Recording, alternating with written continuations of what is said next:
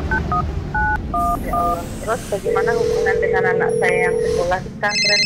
Ini mau nanya menyebarkan dakwah kepada Terima Allah kasih Bapak. seluas-luasnya Assalamualaikum warahmatullahi demi wabarakatuh. Kama yuhibbu rabbuna wa yarda.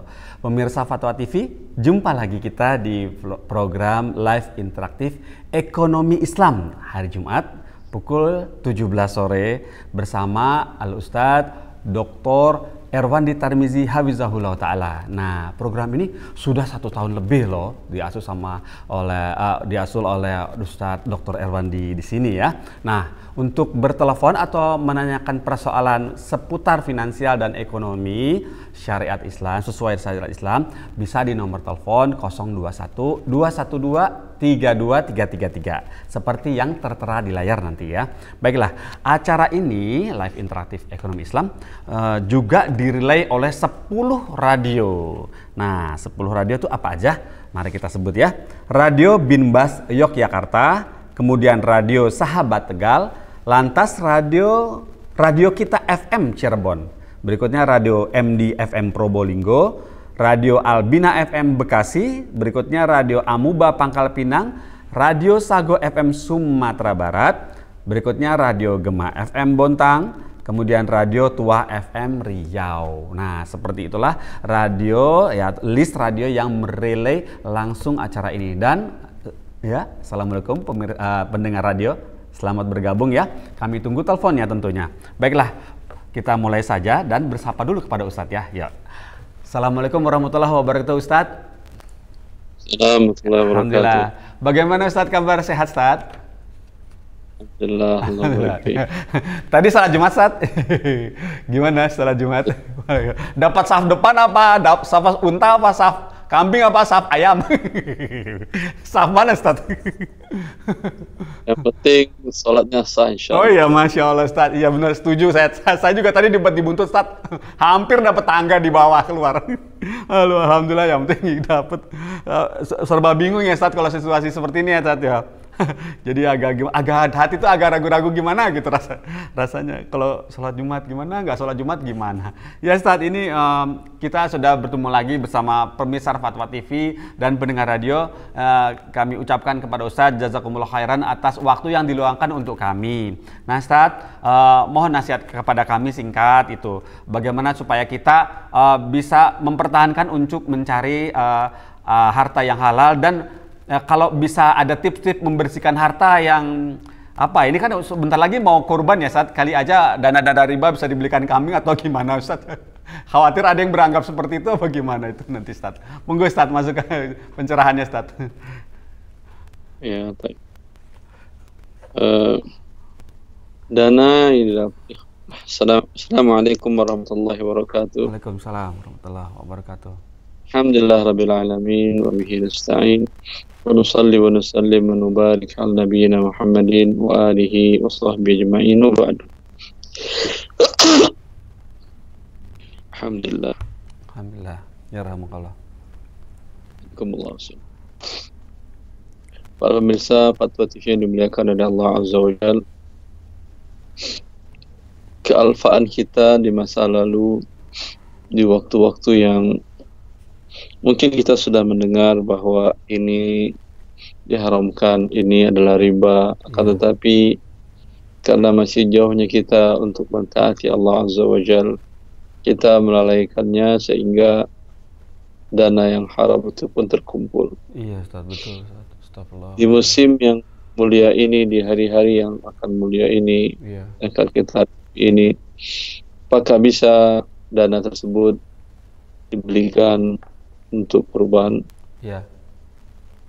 Kalau untuk kurban maksudnya adalah ibadah, tentu ini tidak bisa, karena Rasulullah telah mengatakan innallaha thayyibun la yaqbalu illa thayyiban la yaqbalu Allah shadaqatan min ghulul. Allah Maha baik, tidak menerima kecuali yang baik, dan Allah tidak menerima sedekah dari harta yang haram. Iya Ustaz. Ya. Maka kalau diinginkan itu untuk kurban, tentu tidak diterima sebagai kurban. Ya. Akan tetapi kalau disembelih hewannya dan dagingnya diberikan kepada para fakir miskin dalam rangka untuk melepaskan harta yang haram, tidak ada masalah. Oh, Ini iya. bagus. Alhamdulillah. Ya, Iya. Allah Ta'ala alam. Iya. Jadi untuk melepaskan harta yang haram gitu ya Ustaz ya. Niatnya seperti itu ya, ditata hati kita seperti itu ya Ustaz, niatnya ya, Ustaz ya. Baiklah Ustaz, alhamdulillah. Ustaz, bolehkah kami mulai pertanyaan pertama Ustaz dari media sosial kami? Boleh Ustaz? Silakan. Alhamdulillah. Silakan. Baiklah Ustaz, ini ada pertanyaan dari Heri Abu Ahmad. Panggilannya Bapak Heri, seorang karyawan swasta, domisili di Provinsi Jambi. Di Jambi. Bismillah, assalamualaikum warahmatullahi wabarakatuh. Ustadz Erwandi. Nama saya Heri dari Jambi. Mau tanya, teman ana seorang pemborong pekerjaan bangunan, dapat dari kontraktor yang membangun rumah sakit sebuah yayasan agama Kristen. Seperti yang kita tahu, pada awal terbentuknya yayasan tersebut adalah untuk menyebarkan kepercayaan mereka dan dengan membuat fasilitas sosial seperti rumah sakit atau sekolah dan bagaimana. Gimana itu rezekinya ya Allah yang ya Ustadz untuk yang diterima oleh teman saya itu. Nah seperti itu Ustadz. Tapi ditahan dulu Ustadz ya, jangan dijawab dulu karena ada telepon masuk. Bolehkah kita? Mana Ustadz mau jawab mana dulu? Ini atau telepon? Terserah tuh. Saya kasih ke telepon ya Ustadz, kasihan pulsanya. Ya Ustadz ya? Ya. Alhamdulillah. Assalamualaikum Fatwa TV. Assalamualaikum. Waalaikumsalam. Abdullah Pekanbaru, Pak. Masya Allah. Nah, qadarullah tuh Ustadz. Baiklah Ustadz. Itu kayaknya yang dari itu tuh Pekanbaru yang emas tuh Ustadz. Anda hafal Ustadz. Udah dijawab kemarin kartu kredit, beli emas di kartu kredit. Masya Allah. Telepon lagi ya Pekanbaru ya. Namanya siapa itu, lupa Ana. Ya, baiklah. Bagaimana Ustadz yang tadi Ustadz? Iya. Oh, telepon lagi ada, alhamdulillah. Ada sambung lagi telepon. Baiklah. Assalamualaikum Fatwa TV. Waalaikumsalam. Abdullah Pekanbaru, Pak. Oh, Masya Allah, Abdullah Pekanbaru. Ya Pak Abdullah, silakan apa yang mau disampaikan? Iya, Assalamualaikum Ustaz. Iya. Warahmatullahi wabarakatuh. Iya Ustaz, saya ada rencananya mau pertanyaan nih Ustaz. Iya, silakan. Ya. Yang pertama, jika kan saya karyawan toko emas, jika di dalam toko emas itu ada karyawan yang melakukan akad jual beli emasnya secara syar'i, ada juga yang tidak melakukannya jual beli emas secara syar'i. Bagaimana status gaji yang kami terima dari toko itu, Ustaz? Oh, gitu. Ya. Cukup Pak Abdullah, itu saja? Yang kedua nanti, Ustaz. Iya, ya. Satu dulu ya Pak Abdullah ya, boleh ya? Iya, boleh. Ya, Assalamualaikum. Dalam. Ya, Ya. silakan Ustaz. Sebaiknya yang harus dilakukan oleh orang yang mengerti syariat Allah, mengajarkan orang lain yang tidak mengerti syariat Allah Azza wa Jalla. Kewajiban mengajarkan syariat ini bukan hanya pada pundak ustadz, tapi ya, falyuballigh syahidu minkumul ghaib. Yang tahu, yang hadir menyampaikan kepada yang tidak hadir. Ya, betul Ustaz. Ya. Adalah Umar bin Khattab radhiyallahu anhu. Beliau giliran dengan seorang Ansar tetangganya. Bila Ansar ini yang datang ke masjid Rasulullah SAW, ya, Umar yang pergi ke kerja ke kebun. Iya. Bila Umar yang pergi, dia yang kerja ke kebun. Nanti setiap hari pulang dari masjid Rasulullah, mereka duduk saling menyampaikan apa yang hari ini dia dapatkan dari majlis Rasulullah SAW. Maka dan ini bagian daripada Anda mencintai saudara Anda yang Muslim yang lainnya. Iya. Ya. Iya. Dan nasihati teman-teman di toko, yang bos yang punya tokonya, kemudian toko sebelah, toko manapun, nasihati syariat Allah yang Anda ketahui dalam transaksi jual beli emas tadi. Iya. Ya. Adapun yang Anda sampaikan tadi, Iya. bila jual belinya tidak tunai, Iya. tentu jual beli tidak sah. Tidak sah. Tidak sah. Ya. Karena Rasulullah SAW melarang jual beli riba ini. Sesuatu yang dilarang Rasulullah SAW menunjukkan bahwa akadnya tidak sah. Kalau tidak sah, perpindahan uang ke pihak yang lain dan barang ke pihak yang lain pun tidak sah, tidak diakui oleh syariat. Itu artinya tidak sah. Maka wallahu ta'ala alam, Anda ingin bekerja di sana kan ingin makan yang halal. Bagian dari untuk sama-sama mendapatkan harta yang halal, tentu Anda sampaikanlah kepada pemilik toko tentang bagaimana transaksi yang halal. Kemudian Anda sampaikan kepada teman-teman yang lain agar semua transaksinya halal dan hasilnya enak dimakan.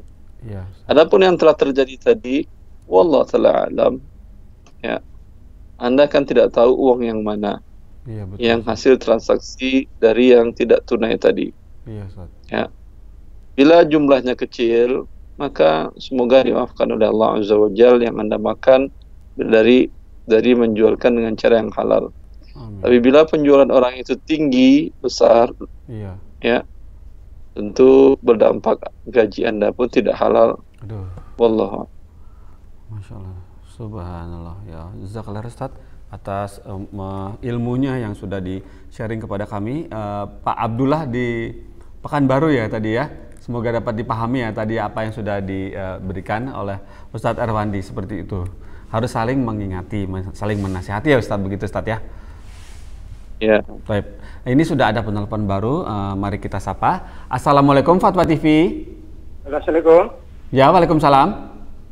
Dari Bapak Haryono di Lampung. Pak Haryono di Lampung. Ya. Silakan Pak Haryono. Assalamualaikum Pak Ustadz. Assalamualaikum. Mau tanya Pak tentang zakat mal. Ya. Ya. Saya orang tani padi. Kemarin bulan Ramadan panen, udah saya zakatin terus saya jual. Sedangkan saya punya tabungan uang di bank. Haulnya nanti zakatnya Dzulhijjah. Haulnya Dzulhijjah ya? Haulnya nanti buat Dzulhijjah. Ya. Apakah uang yang hasil padi udah saya zakatin harus dizakatin lagi nanti di bulan Hijjah? Oh gitu. Ya, gitu aja Mak ya. Tunggu dulu Pak. Ya. Gimana Ustadz? Apakah ditahan teleponnya atau ditutup? Ya. Cukup. Baik. Jazakallah khair Pak Haryono atas partisipasinya ya, teleponnya ya. Silakan didengarkan jawabannya. Terima kasih banyak. Assalamualaikum. Ya, monggo Ustadz. Ya, ini uang yang dapat Ramadan dari penjualan beras tadi dan zakatnya pun sudah dizakat tadi. Iya. Maka dia bukan hasil pertambahan dari harta yang pertama. Kalau pertambahan dari uang yang pertama, dia akan mengikut kepada induknya. Umpamanya punya uang ketika terima dari hadiah dari orang tua atau dari teman atau dari siapa sebanyak sampai nisab umpamanya 90 juta. Iya. Ya. Iya. Yang 90 juta kemudian Anda kembangkan dalam bentuk dagang, jual beli barang, jual beli barang. Iya. Ketika sampai setelah 354 hari, setahun semenjak terima uang 90 juta tadi, Anda hitung sekarang ada 300 juta. 300 juta, ya. Tapi tapi kan yang sudah 1 tahun baru 90 juta. Iya, betul. Iya. Apakah zakat dari 300 juta? Ya. Ini yang dikatakan oleh para ulama bahwa pertambahan dari harta yang satu tadi mengikut kepada haul induknya.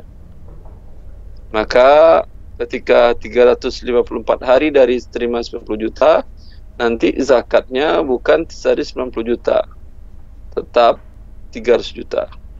Walaupun sebagian hasil transaksi sehari yang lalu, baru umurnya 1 hari.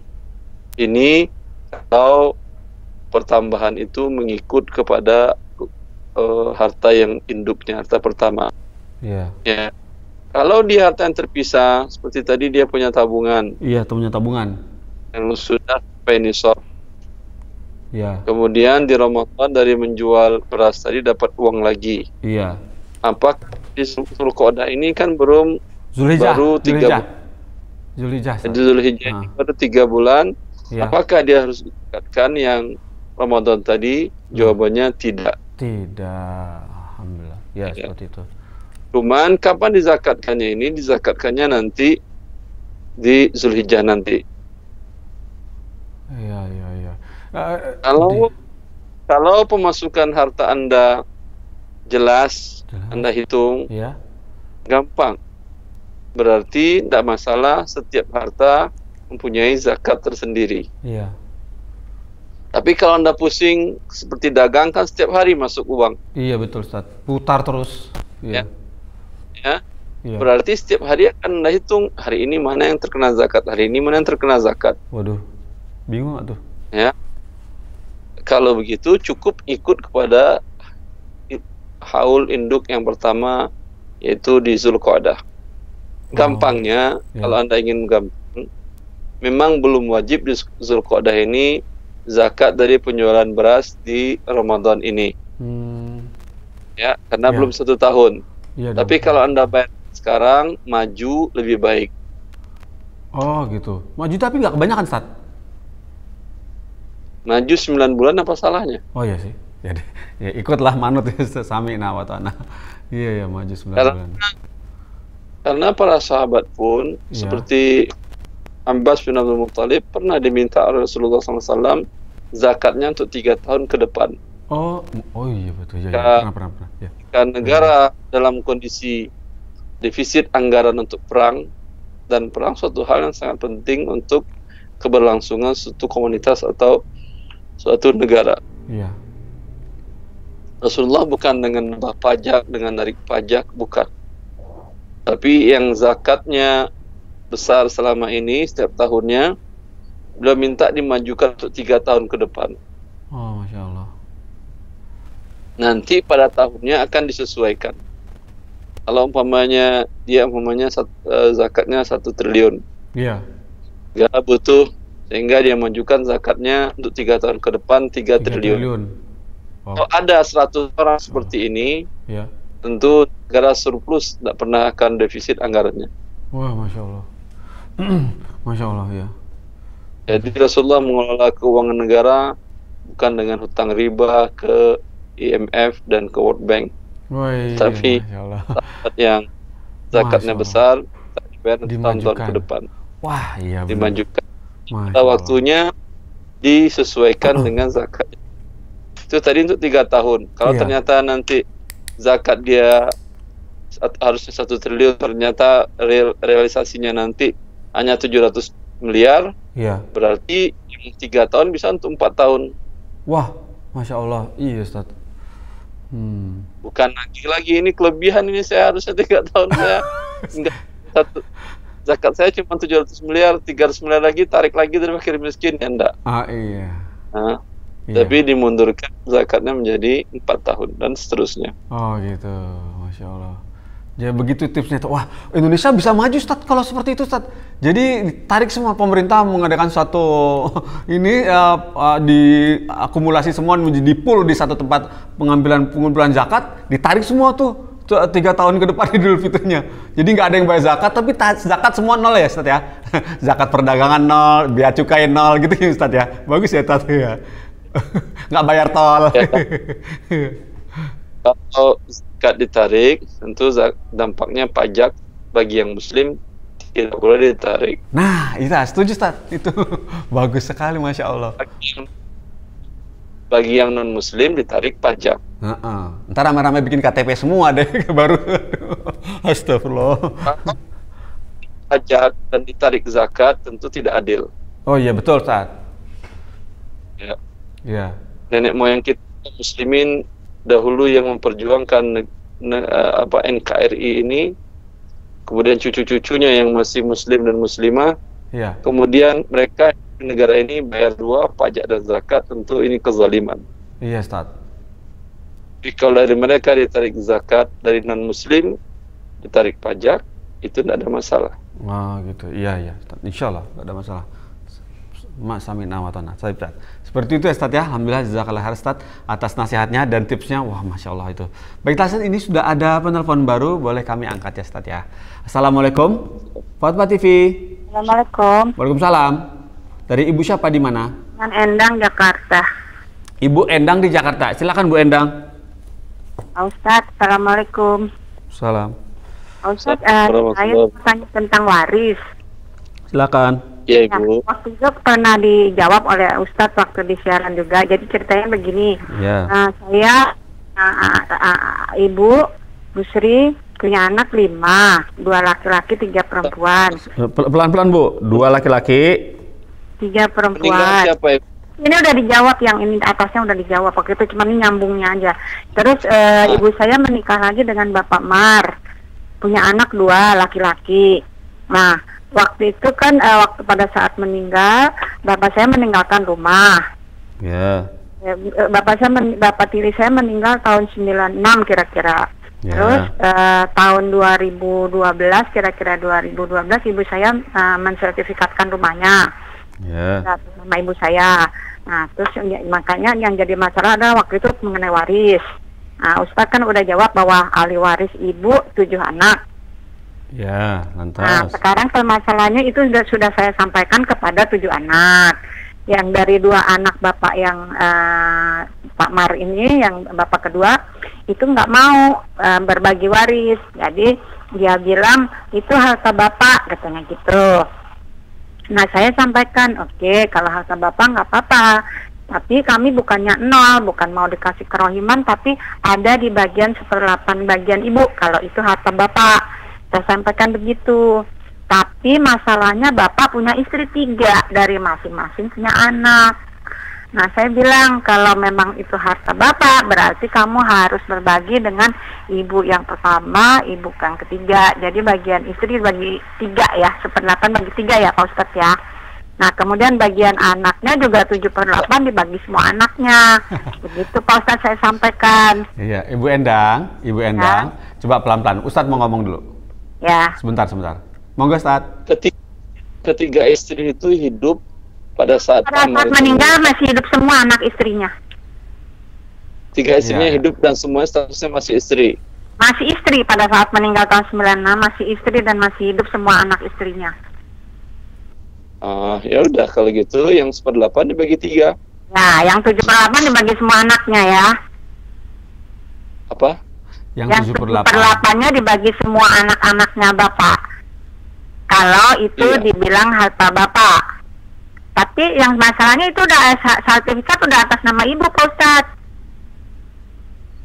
Dan sudah dihibahkan atau dipinjam nama aja? Enggak, memang masing-masing istri sudah dibelikan rumah.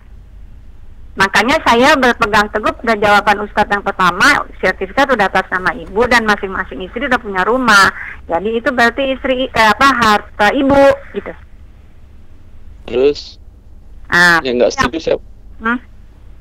Yang nggak setuju siapa Bu Endang? Yang 2, yang anak yang dari bapak ini maunya itu dianggap harta bapak. Ya saya bilang oke, kalau harta bapak berarti kamu harus berbagi. Saya bilang dengan istri yang pertama, istri yang ketiga dan anak-anak semua. Karena anak harta bapak, saya bilang gitu. Tapi kalau harta ibu berarti adalah ahli waris ibu 7 sesuai dengan arahan Ustadz. Yang begitu kira-kira Pak Ustadz yang jawaban yang pertama. Yang lantas yang Ibu tanyakan? Nah, sekarang ada lagi permasalahannya ketika saya sampaikan seperti itu, dia berkilah lagi. Itu pada saat membuat sertifikat, kan ada syarat dari BPN Pak Ustadz, bahwa harus ada surat waris, surat ahli warisnya. Nah, ibu saya membuat surat ahli warisnya hanya 2 anak yang itu yang ditulis. Gitu loh. Makanya terus lo kan waktu bikin SKM cuma ditulis 2 orang, berarti harta milik Mami udah bagi 3, Mami 1/3, si sulung 1/3, yang Ragil 1/3. Jadi apakah itu sah Pak Ustadz kalau dibuat surat seperti itu? Jadi yang dapat warisan cuman mereka bertiga. Oh itu, monggo Ustadz. Ya. Bingung saya. Bagaimana? Saya nggak paham, maaf. Ibu cepat sekali ceritanya. Iya, kecepatan. Iya. Jadi waktu dibuat sertifikat rumah oleh ibu saya, dibuat surat ahli warisnya hanya 2 anak itu. Itu kan ketentuan dari BPN pada saat membuat sertifikat harus ada surat ahli waris gitu. Nah, terus berdasarkan itu si sulung Sebentar. ini yang menjawab. Bu Endang, sebentar. Ya. Gimana Ustaz? Ya. Halo. Kenapa harus pakai ahli waris? Ya, jadi sebagai ahli waris hanya ditulis yang 2 anak dari bapak tiri itu, bukan 7. Sekarang sertifikat tanah atas nama siapa? Atas nama ibu. Ibu Anda. Masih hidup atau sudah meninggal dia? Saya meninggal tahun 2016. Oh, udah meninggal. 2016 meninggal, sertifikatnya kira-kira tahun 2012. Dan ahli warisnya siapa aja yang tertulis di BPN? Di BPN hanya ditulis 2 anak yang dari bapak, yang 5-nya enggak. Setahu saya, mohon maaf Ibu, setahu saya untuk penyelesaian itu bila orang meninggal itu datang ke desa atau ke RT atau ke RW atau kelurahan untuk menentukan membuatkan surat ahli waris. Setelah itu dengan itu notaris selesaikan seluruhnya. Bila si pihak desa atau RT atau RW ini salah menentukan ahli waris, maka dia yang bertanggung jawab dunia akhirat. Dia harus menentukan berapa hak warisnya.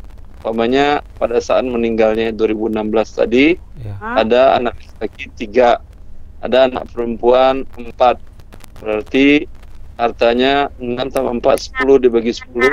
Anak laki 4, anak perempuan 3, jadi per 11. Per 11 dibagi begitu. Ya. Itu dibuatkan oleh desa. Nanti itu dilampirkan ke notaris yang ngurusinnya udah. Tahu saya begitu hukum legalnya. Itu kalau secara hukum ya Pak Ustadz ya. Tapi ke pengadilan agama juga begitu, katanya punya hak yang sama. Udah 2 kali saya ke pengadilan agama. Cuman karena mentoknya di anak 2 ini aja, mereka seperti tidak ikhlas gitu mau berbagi waris sesuai hukum Islam. Anda tidak perlu dengan anak 2 anak tadi. Kan perlunya surat dari desa. Ya. Nama di BPN-nya kan nama ibu Anda. Ya, BPN kan ibu. Yang anak tiri atau yang non muslim itu tidak dapat. Enggak, semuanya muslim. Semuanya muslim. Ya udah. Berarti dibagi pada anaknya dengan sesuai demikian. 2/11 dan 1/11 ya. Ya. Nah, jadi dibawa ke kantor kelurahan dulu ya untuk menentukan. Anda datangi notaris, selesai urusannya Ibu. Nanti dia mengarahkan Anda harus kemana. Oh iya, jadi notaris aja langsung ya. Baik, sudah cukup Ibu Endang? Iya. Ya, seperti itu insya Allah ya. Semoga Allah bantu ya. Semoga Allah mudahkan, amin ya. Taiblah. Jazakallah khair Ibu atas partisipasinya. Ya, makasih. Ya, sama-sama. Assalamualaikum warahmatullahi wabarakatuh. Seperti itu Ustadz ya, saya dengarnya juga bingung. Seperti itu. Baiklah Ustadz, ini kita sambil menunggu telepon yang masuk, kita lanjut lagi. Oh, sudah ada yang masuk. Masya Allah. Baiklah, ini sudah ada, ternyata cepat lagi yang masuk ya. Baiklah Ustadz, kita angkat dulu ya, telepon dari pemirsa. Assalamualaikum Fatwa TV. Waalaikumsalam. Ya, dari Ibu siapa di mana? Ibu Sarah di Tasik. Ibu Sarah di Tasik. Ya. Baiklah Ibu Sarah, silakan. Assalamualaikum Ustaz. Assalamualaikum warahmatullahi. Begini, kami punya rumah warisan, tetapi ibu saya belum mau menjualnya karena harga terlalu murah. Lalu ibu saya mengusulkan kalau butuh uang jual saja rumah yang menjadi bagiannya. Misalnya yang di bagian depan ke bagian 1, yang di belakang ke bagian 2 itu gimana Ustadz, apa boleh? Ini harta Bapak berarti yang mau dibagi? Iya. Siapa nama Bapak tadi? Nama Bapaknya siapa yang sudah meninggal? Ya. Nama Bapak yang sudah meninggal siapa Bu Sarah? Pak UU. Pak UU, baiklah. 4, istrinya 1, bapak ibunya masih hidup atau sudah meninggal? Sudah meninggal. Kemudian anak lakinya berapa orang? 5. Anak perempuannya 4. Anak perempuannya 5. 5. Laki-lakinya? Laki-lakinya 5. Oh, 10 semuanya. Oh ya, 10. Ya. Ini semuanya hidup ketika Pak UU meninggal. Ya. Hidup semuanya Ustadz. Ya, hidup. Baik. Kalau gitu, ini semua harta Pak UU, mau rumah pertama, kedua, sawah ketiga, dan seterusnya, ini dibagi dengan pembagian istri 1/8, sisanya untuk anak. Ya. Sisanya anak, di mana laki 10, kalau tambah 5, 15. 15. Berarti 8, 1, kemudian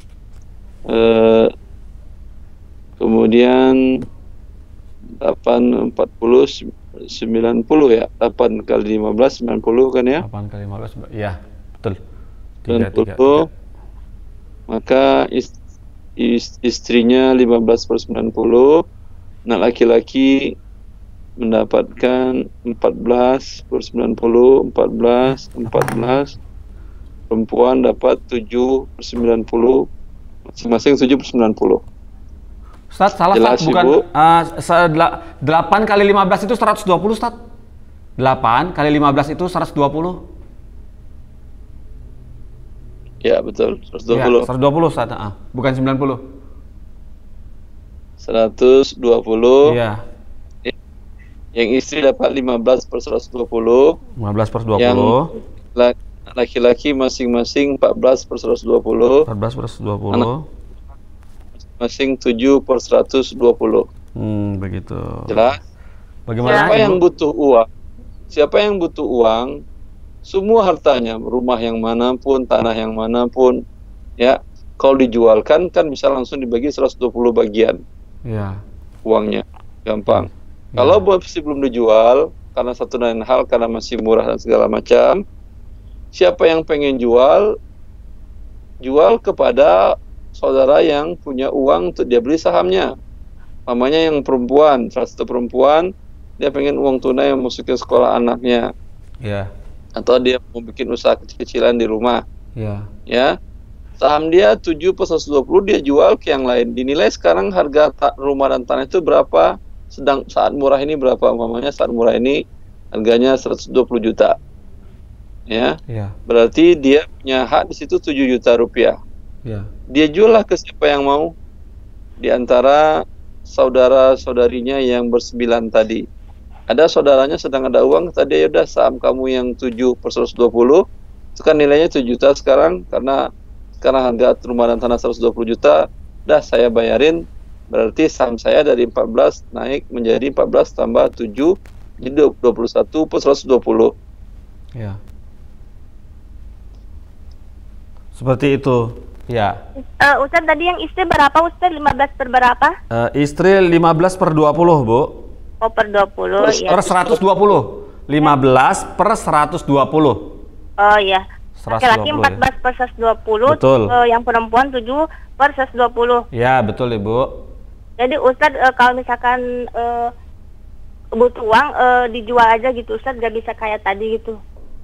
Ya, dibeli oleh saudaranya. Dijual kan dapat uang. Ya. Soalnya Ya, Ustaz kan uang tadi. apa sih, pewarisnya juga belum punya uang gitu. Ya, ya. Semuanya nggak ada. Nggak, kan ada yang harganya tinggi gitu Ustaz, jadi nggak terlalu mahal gitu Ustaz. Kalau semuanya nggak ada yang punya uang, Anda jual sahamnya, atau siapa yang pengen jual sahamnya ke orang lain.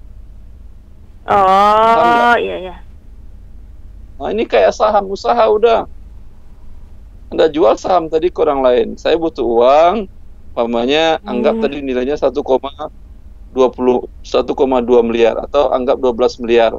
Iya. Berarti sahamnya 100 juta yang 7/120 tadi. Iya. Ya. Ya. Saudara-saudarinya nggak ada yang mampu beli. Ya udah, saya jual kepada siapa yang mau beli.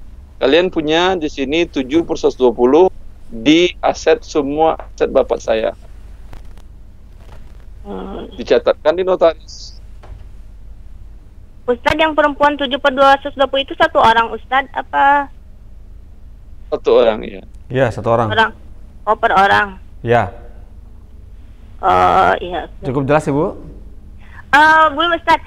Ustadz, kalau misalnya kita menjual harta warisnya ke sesama waris, tapi boleh ditawar nggak? Gimana, Ustaz? Boleh dinaik, boleh itu, boleh. Ini kan Boleh, jual beli, Jual jual beli tanah, boleh. Kalau prospeknya bagus, Ahli waris Ustadz. kalau prospek bagus, tentu harganya Anda jual tinggi. Kalau prospeknya biasa dan Anda BU, tentu harganya lebih rendah Nah, begitu. daripada tadi. Jual beli, murni jual beli ya, Ustadz ya? Masya Allah. Iya. Beli. Ya, bagaimana Ibu? Ustadz, boleh satu lagi? Cukup ya Bu, nanti lain kesempatan boleh kasih kesempatan buat yang lain dulu, boleh tak? Boleh Bu? Soalnya penting ini Ustadz. Oh ya, cobalah. Cobalah. Boleh. Ini Ustadz, mama saya kan meninggal tahun ini. Ya. Saya meninggalkan uang 600 juta. Istri 1, 6 anak perempuan. Gimana pembagiannya Ustadz? Istri 1, 6 anak perempuan. Meninggal siapa? Ya. Yang meninggal siapa? Oh, suaminya. Namanya siapa Ibu suami? Pak Muhammad. Pak Muhammad. Ya. Muhammad meninggal, Ya. wafat. Istri, kemudian 6 anak perempuan. Ya. Bapak Punya ibu dari 600. Pak Muhammad masih hidup. Ya, paman masih hidup 2. Bapak ibunya Pak Muhammad. Oh, bapak ibunya udah meninggal, tinggal pamannya 2. Ya, Saudaranya paman nanti dulu. Saudara-saudari Muhammad ada yang masih hidup. ada 2 Ustadz. Berapa laki-laki, berapa perempuan? 2, tinggal 2 yang laki Ustadz. Cuman tinggal 2 lagi Ustadz. 2 laki-laki saudara. Ini sebapak si ibu ya? Iya.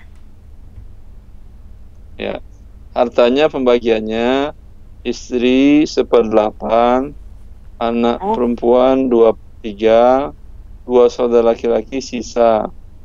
Ya, berarti 8 dan 3 dibagi 24, 8, 3, 3, 3, kemudian 24, 16. Misalnya 5 akan dibagi kepada 2, berarti 2 dikali 24 sama dengan 48. Yang istri beliau, istri Pak Muhammad, dapat 6/48. Kemudian anak perempuannya mendapatkan 32. Masing-masing dibagi ini ya, 32 dibagi 6. Di mana Ustadz? 32/4. Sebentar. Oh. Istrinya mendapatkan, saudaranya mendapatkan masing-masing 5/48. 5. Dibagi 48, Bu. Ya. Semuanya dibagi berapa Ustadz? 48. Oh, dibagi 48.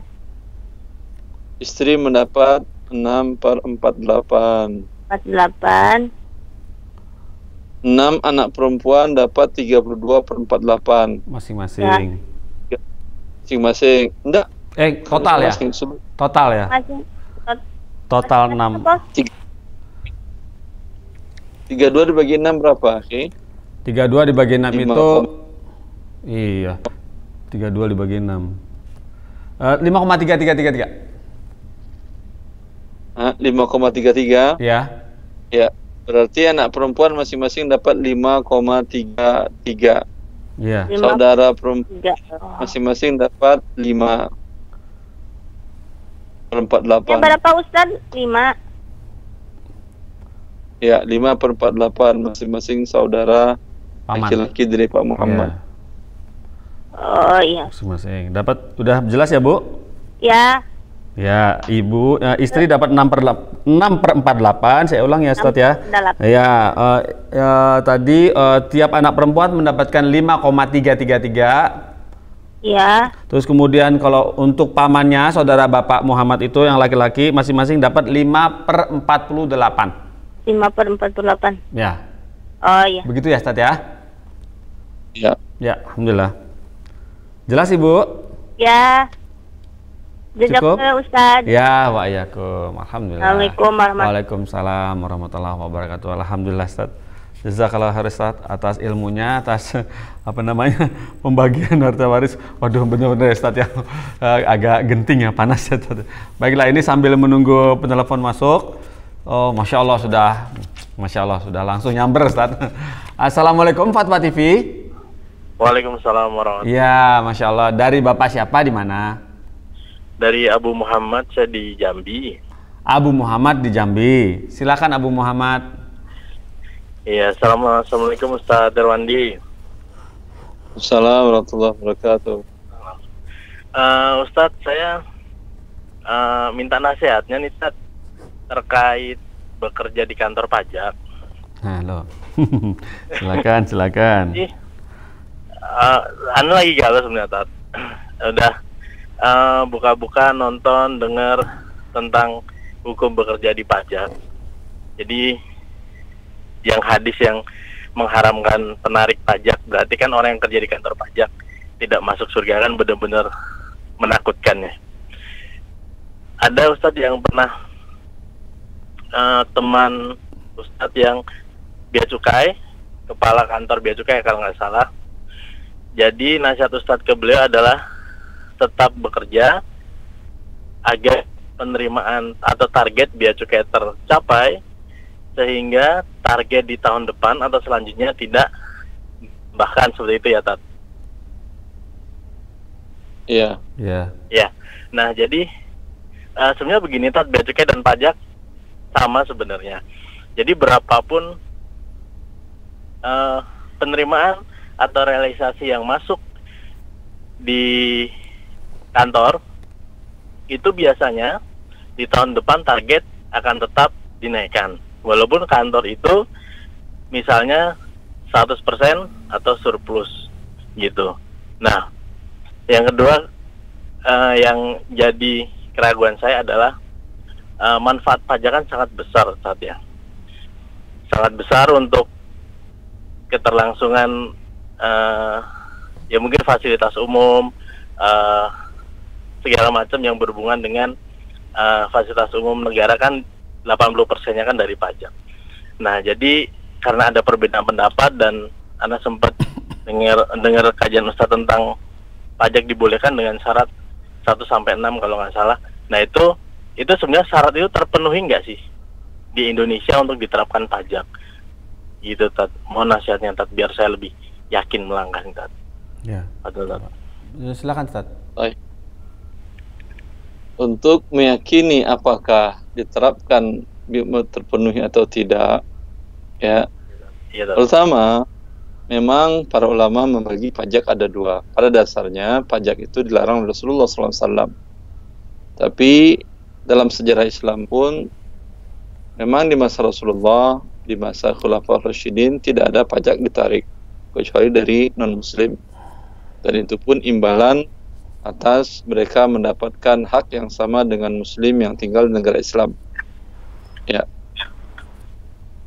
Ya, tapi berkembang masa, di masa-masa setelah itu ketika negara Islam atau daulah Islamiyah atau khilafah Islamiyah mengalami defisit anggaran, ya, itu mulai muncul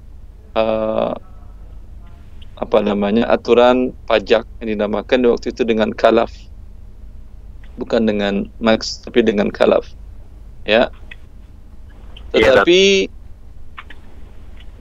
sebagian para ulama di waktu itu pun membolehkan, karena mereka melihat negara Islam di waktu itu berhadapan dengan akan diserang oleh Mongol dari Tatar, Genghis Khan, dan tentu keberadaan Baitul Mal yang tidak cukup untuk biaya perang akan berakibat fatal terhadap khilafah dan kaum muslimin di waktu itu. Paham sampai sini? Atas dasar itulah sebagian para ulama ini memfatwakan boleh. Tetapi di waktu itu Al-Imam Muhyiddin An-Nawawi, ulama besar dalam mazhab yang berada di Damashq, di pusat khilafah di waktu itu, beliau masih tetap belum menghalalkan. Ya, apa alasannya? Kata beliau, ya, kepada Zuhair bin Qasib waktu itu, wahai khalifah, Anda dahulu adalah budak, karena khilafah Malik itu adalah budak-budak yang kemudian mereka memiliki jabatan penting di negara, di panglima, di ketentaraan, sehingga mereka melakukan kudeta. Sebelum-sebelumnya melakukan kudeta dan berhasil menjadi khilafah turun-temurun. Ya, berarti statusnya masih budak. Kata dia, Anda memiliki para pelayan di istana Anda yang banyak dan mereka pakai emas, pakaian sutra bagi perempuan dan laki-laki, hidup dalam keadaan mewah. Ya, dan kata beliau, kalau semua dijual, dijadikan uang, para budak-budak yang banyak tadi, kemudian khalifah pun dijual di pasar, ya, karena dia masih budak, khalifah pun dijual di pasar dan uangnya dimasukkan ke Baitul Mal, masih defisit anggaran, masih nol atau kurang untuk biaya perang, terus saya fatwakan boleh. Masya Allah. Ya, apa dampaknya? Tentu marah khalifah. Khalifah marah dan dia mengusir Imam Nawawi dari Damashq. Imam Nawawi pulang ke kampungnya, ke Nawa, ke orang tuanya, ya, dan dia bersumpah tidak akan masuk ke kota Damashq sampai kemudian Khalifah tidak akan masuk dia ke kota Damashq selagi Khalifah masih di sana. Qadarullah, nggak berapa lama itu Khalifah wafat dan baru dia masuk ke kota Damashq. Artinya untuk menerapkan kasus per kasus tadi, antum lihatlah sendiri kondisi negara sekarang. Korupsi masih banyak, kemudian anggaran negara banyak yang mubazir, banyak yang dibangun yang tidak terlalu penting, ya. Kemudian pun aset negara masih berlimpah ruah, ya. Kan langit, bumi, tanah, air, udara, ke langit bumi namanya, udara, tanah, air, udara, semuanya milik negara. Iya. Kaya atau miskin kira-kira menurut antum? Kaya, sangat kaya negara Indonesia. Kaya. Artinya, kalau saja saya sering menggambarkan, kita lihatlah, Anda coba antum searching di Google negara-negara yang tidak ada pajak bagi rakyatnya. Bukan negara Islam aja, negara Kristen pun banyak. Karena dalam Kristen pun pajak haram. Semua agama samawi mengharamkan pajak. Ya, Anda melihat ada di sana negara non Muslim, negara bagian di Inggris tidak ada pajak bagi warga negaranya, tapi negaranya kok jalan. Ya, ada negara-negara Timur Tengah juga tidak ada pajak bagi warga negaranya. Dulu sebelum beberapa tahun yang lalu, Saudi Arabia belum ada pajak karena minyaknya masih surplus. Kondisi sekarang mereka keteteran, mereka baru menerapkan pajak. Jelas antum itu.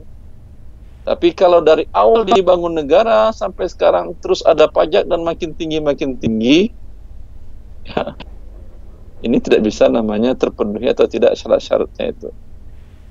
Tapi kalau pernah nol pajak dari rakyat selama sekian tahun, alhamdulillah negara surplus emas, ada sekian ribu ton sudah dijual, ya, hingga biaya pendidikan gratis, semua gratis, pajak tidak ada, biaya hidup murah, ya. Kemudian terjadi kondisi wabah pandemi seperti ini, habis uang negara, daripada kita ngutang ke luar negeri, mending karena banyak warga negara yang mempunyai pemasukan atau pendapatan yang cukup lumayan di atas rata-rata, ya, mereka ditarik pajak dari mereka. Begitu. Itu mungkin masih bisa diterima. Walhasil ini butuh kajian panjang, akhi. Itu hanya sekedar himbauan, ya, semoga orang-orang yang memangku kebijakan berpikir dalam hal ini, bukan hanya meniru orang-orang Barat, padahal Barat pun banyak yang tidak menerapkan pajak bagi warga negaranya. Kenapa ditiru yang menerapkan pajak, bukan yang tidak menerapkan pajak yang ditiru? Otomatis semua orang akan enak dan tenang dan bahagia hidup di negara yang tidak memajak para rakyatnya. Biaya hidup yang makin di negara yang ada pajak pasti tinggi biaya hidup. Ya. Semuanya ada pajak. Baik. Ya, seperti itu, Abu Muhammad. Iya, berarti Wacana yang di. nah, berarti bagusnya resign nih Tad ya. Bismillah. Ya, begitu. Insya Allah rezeki Allah banyak besar. Bisa antum masalah resign atau tidak, ya. Kalau antum berjuang dengan menulis karya-karya ilmiah di bidang ini, memberikan solusi-solusi, ya mungkin dalam 1-2 hari mungkin Indonesia tidak berubah.